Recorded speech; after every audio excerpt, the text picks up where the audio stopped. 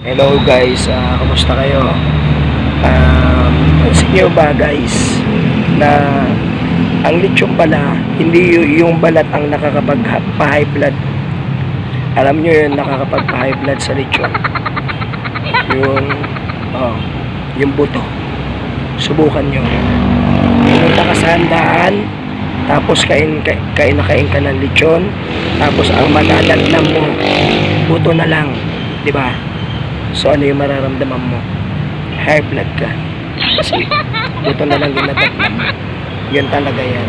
Kaya ang nakakapagpa-high blood, tandaan sa lechon ay ang buto, hindi ang balat.